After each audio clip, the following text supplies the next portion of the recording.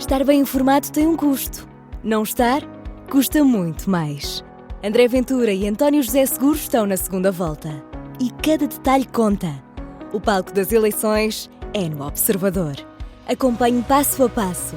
Assine hoje o Observador e garanta acesso a todos os artigos, agora com 40 € de desconto.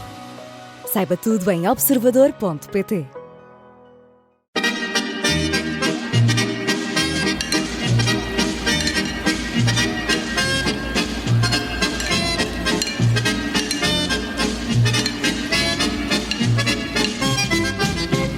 Olá, bem-vindos à Vichy Soase. Na última semana o mau tempo continuou e condicionou em primeiro lugar a vida das populações, mas afetou, como é natural também, todo o debate político, incluindo uma rara segunda volta das presidenciais. O governo foi para o terreno, o Presidente da República também, e os próprios candidatos não evitaram ir às zonas afetadas.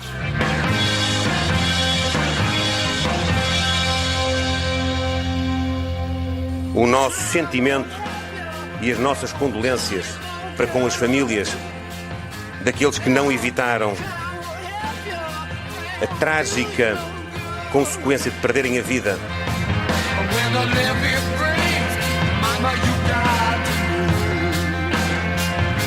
E há uma norma que permite garantir a todas as pessoas mínimos de sobrevivência. 537 € por pessoa ou 1.075 € por agregado familiar. Que elas já têm na mão?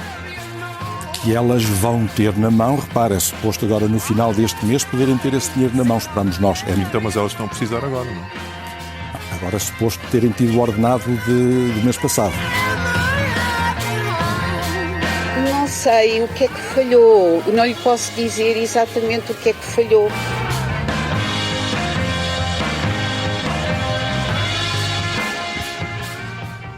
Eu sou o Rui Pedro Antunes, sou editor de política do Observador e tenho comigo a Mariana Lima Cunha, que é jornalista da secção de política, e também vamos à estrada ter com outras duas jornalistas da secção, a Rita Tavares e a Inês André Figueiredo, e nós, para aqueles que não conseguirem evitar a trágica consequência de nos ouvir, vamos começar com a Vichy Soase.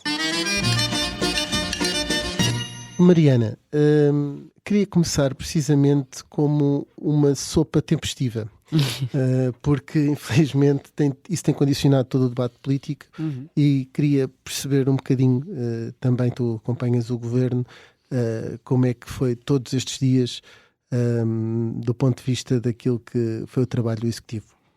Olha, eu acho que o Executivo tentou, e em alguns aspectos com maior sucesso do que noutros, tentar evitar alguns erros que sabe que cometeu no passado. Ou seja, esta é a terceira vez que nós temos este governo a lidar com ou catástrofes naturais, ou, enfim, coisas deste género. Enfim, o apagão não é exatamente uma catástrofe, mas é uma consequência de um fenómeno natural para as infraestruturas e etc. Portanto, fenómenos inesperados deste género. E o governo já tinha sido muito criticado tanto nos incêndios como no apagão. Eu diria que muitas vezes por parecer que acordou tarde para os problemas ou que percebeu tarde a sua dimensão, que demorou a pôr vozes com muita autoridade no governo a falar com a população e a acalmar a população, e portanto neste caso houve algumas tentativas de corrigir a rota. São exemplos, primeiro, o seguir o procedimento e o manual de procedimentos que definiu precisamente depois do apagão para crises, portanto comunicar primeiro, dar um comunicado com mais informação à população, pôr Luís Montenegro a falar logo no primeiro dia após a tempestade, e a seguir pôr os ministros todos a correr o terreno todo. Portanto, houve algumas correções de rota, fazer essa justiça, mas depois também houve muita coisa que não correu bem. E eu acho que no que não correu bem há uma parte que tem a ver com este governo, com os anteriores, ou seja, coisas mais estruturais. Isto, eu obviamente não sou eu que faço esta avaliação, é do que temos ouvido de quem sabe, e de quem conhece as infraestruturas portuguesas e que admite que de facto há um problema de infraestruturas, e ainda ao básico, na maneira, por exemplo, como a nossa rede elétrica está montada. Ou seja, há uma série de coisas que teriam de ser repensadas, e reformas, de facto, quando estamos sempre a falar de reformas, se calhar as alterações climáticas deviam motivar algumas reformas estruturais. E depois há a parte da comunicação em si do governo, por ter comunicado mais não quer dizer que tenha comunicado sempre melhor. E nós temos aqui várias trapalhadas e várias gafes, enfim, umas mais cómico do que outras. Nós tivemos, por exemplo, o Ministro da Defesa no terreno, quando é confrontado com a aparente falta de militares no terreno, enfim, a dar ajudas mais concretas e a ver-se mais o resultado do seu trabalho, responde que até tem lá um sargento que faz anos nesse dia, que até podia estar a festejar, Sargento Lopes, uma personagem nacional graças a Nuno Melo. Tivemos a Ministra da Administração Interna a dizer que não sabe exatamente o que é que falhou, e o que nós temos, eu acho que dentro do Governo, é uma reação, por um lado eu acho que sempre muito à defesa, ou seja, sempre a lembrar que isto foi um fenómeno que não é, enfim, que não é costume acontecer, que é difícil de prever. Há uma explicação técnica que diz que é suposto, normalmente, com os modelos conhecidos, o vento, quando chega a território continental, amainar, e neste caso não aconteceu nada disso, e portanto previa-se que os estragos fossem menores. Existe esta parte e, portanto, existe sempre esta justificação do Governo de que ninguém conseguia prever uma coisa destas. Até há comparações internacionais do estilo, vejam o que aconteceu na Dana, em Valência, ou noutros tufões, noutros países. Portanto, é um bocado para dizer que ninguém está preparado para isto, pronto, no fundo. E para dizer que com uma coisa destas dimensões ia sempre haver alguma coisa que corria mal. Mas depois eu acho que há uma noção de que há erros que vão ter de ser reconhecidos e avaliados. No interior do Governo o que se diz é que este não é o momento para isso. E isto porquê? Porque o Governo está a ver se não acontece nenhuma tragédia ainda maior, claro. Ou seja, estamos neste momento em plena gestão de crise, ela ainda não passou, não é um momento, por exemplo, o apagão foi uma coisa rápida, foi uma coisa de grandes dimensões, mas foi uma coisa que durou 12 horas e, portanto, podia-se fazer um balanço imediatamente a seguir. Neste caso, nós estamos em plena crise, temos o risco de haver mais vítimas e problemas maiores ainda com a precipitação e com as cheias. Luís Montenegro já avisou que esta quinta-feira em que estamos a falar e domingo vão ser dias muito complicados e, portanto, é difícil para o Governo comprometer-se já com uma avaliação quando, na verdade, ainda pode ter mais problemas com que lidar e, portanto, acho que o Governo, no fundo, sabe que caminha aqui sobre gelo fino e que não está fora de perigo, no fundo. Não só tem coisas por corresponder até agora, como ainda pode vir a ter mais, e portanto está aqui com um bocadinho de medo de fazer conclusões finais, mas eu diria que é significativo termos já, por exemplo, António Leitão Amaro, que é um ministro muito central na coordenação política do Governo, foi questionado sobre a Ministra da Administração Interna e sobre o papel dela, e tentou evitar responder diretamente, ou seja, respondeu umas coisas sobre a comunicação ser importante e tal, mas sempre sem fazer avaliações da Ministra. Nós hoje temos Joaquim Miranda Sarmento numa entrevista à Pública a dizer que a Ministra é uma grande académica, o que ninguém está a contestar, mas isso não quer dizer, obviamente, que seja necessariamente uma boa Ministra, uma boa operacional, exatamente. E, portanto, eu acho que se notam aqui algumas brechas e algum reconhecimento que não correu tudo bem, mas o Governo neste momento o que está a tentar mostrar é, enfim, uma frente unida, porque sabe que isto ainda não acabou e que neste momento está em modo de gestão de crise. Obrigado, Mariana. Vamos agora seguir para a estrada ao encontro da Rita Tavares. Rita, queria pedir-te um caldo verde, que é uma sopa de balanço, que normalmente quando quase tudo aconteceu, aparece o caldo verde, e queria-te perguntar que, no fundo, que sopa de balanço é que tens para nos dar? É uma sopa assim um bocadinho estranha, não é? E daquelas que, ao contrário de outros produtos, não se entranha, porque esta campanha acabou por sair de tudo aquilo que era esperado. Por si só, uma segunda volta entre estas duas figuras provavelmente já não é tão mobilizadora ou tão a despertar tanta atenção como a primeira volta. No caso desta, teve a agravante de ter ali uma situação trágica na região centro, que marcou o ritmo de todas estas 2 semanas. O temporal foi na quarta-feira da primeira semana, foi precisamente no dia em que arrancou a campanha oficial, e a partir daí tomou o candidato. António José Seguro não falou de outra coisa, ou raramente falou de outra coisa, e foi também adaptando muito a agenda da campanha àquilo que eram os cuidados que achava que tinha de ter com a imagem que passava para fora, ou seja, nada de música, nada de bandeiras, nada de grandes comícios festivos, que é uma característica dos comícios por si, e portanto foi assim tudo muito estranho. Chamava-se sessão aos comícios e batiam-lhe só palmas quando entrava em vez da música, não é? Segundo os teus A textos. questão de chamar atenção aos comícios foi uma coisa que foi desde o início da campanha. Portanto, na primeira volta também já era Ok. assim, os comícios foram sempre chamados de atenção na tentativa de se diferenciar das atividades mais partidárias, porque é preciso não esquecer que António José Seguro assumiu sempre esta candidatura como suprapartidária, portanto, quase que renegou essa ideia de haver aqui comícios, ou o que quer que fosse, mas eram comícios. Na primeira volta foram comícios como nós os entendemos, com bandeiras, com música, com um speaker a chamar pelo candidato e na primeira volta, como nos contámos várias vezes, com muitos socialistas na sala, dirigentes do PS. Desta vez houve menos comícios, portanto também houve menos essa presença socialista no terreno e essa mobilização que a máquina partidária normalmente assume nas campanhas eleitorais, e essa também foi uma diferença desta segunda semana face à primeira, mas o que aconteceu foi isso, foram comícios contidos, com poucas palmas, enfim, com essa necessidade de António José Seguro passar pelo menos essa ideia de que estava a respeitar um luto que se vive no país.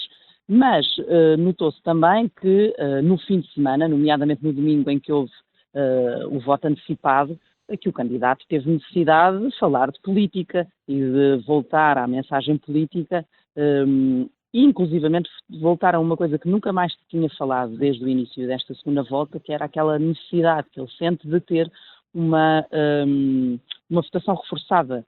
Ele chama-lhe uma legitimidade reforçada. É nada mais, nada menos do que a vantagem maior, a diferença maior possível relativamente ao seu adversário, André Ventura. Nunca colocou uma fasquia, não querendo dizer se isso eram 60% como Marcelo já teve, nunca, ou 70% como Mário Soares teve em 91.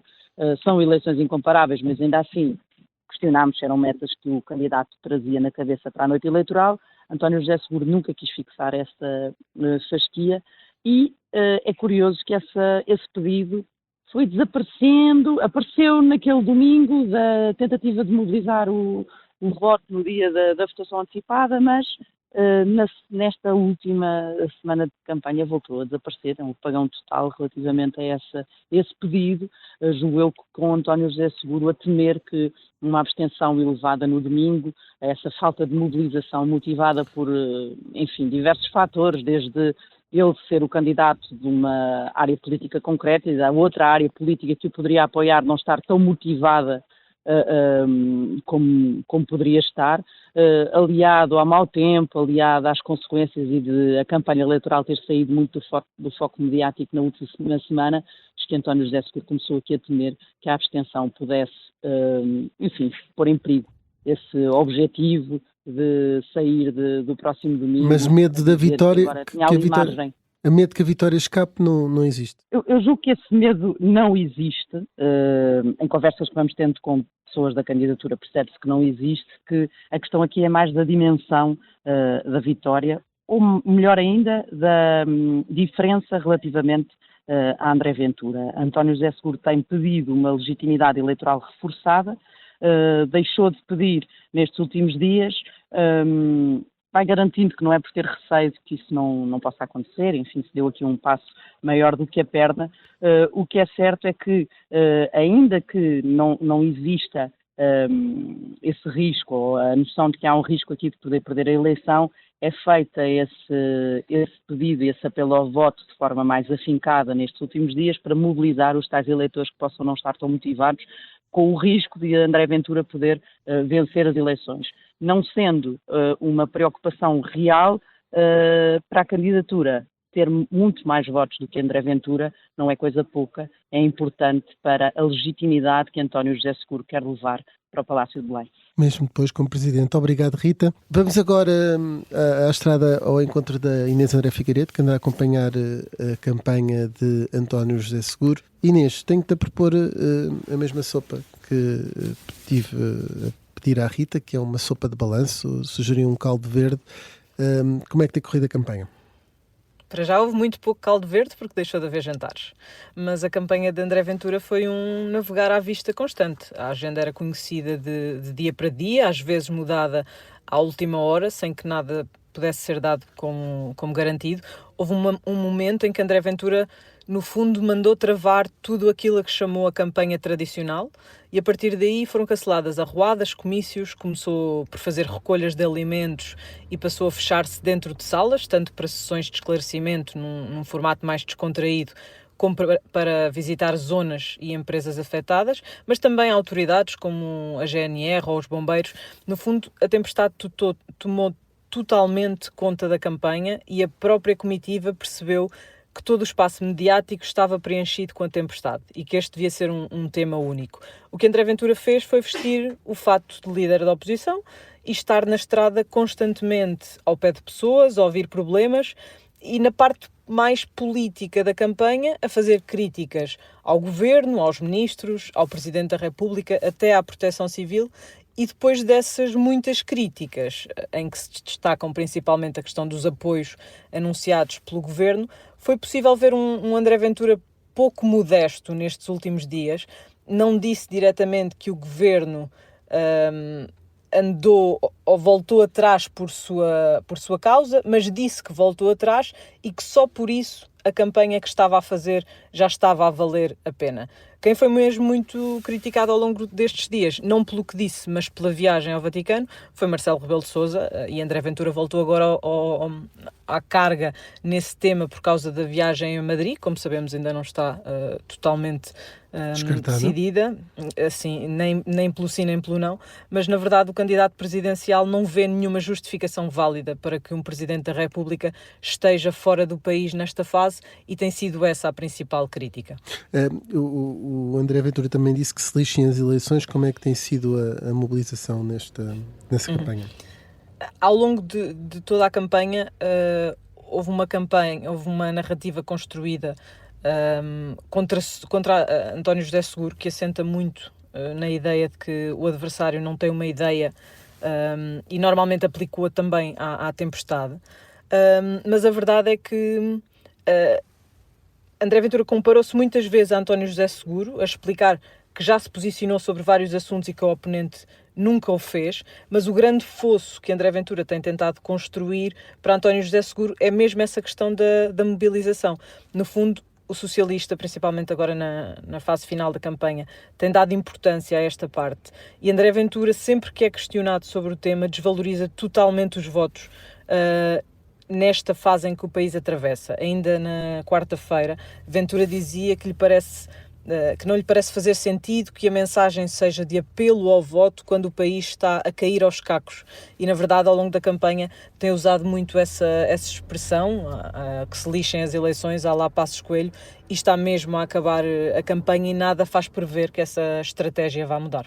Obrigado, Inês. Está mesmo quase a chegar ao fim, tal como esta primeira parte da Vichy Soase. Regressamos já a seguir na segunda parte, com o convidado é Rui Moreira.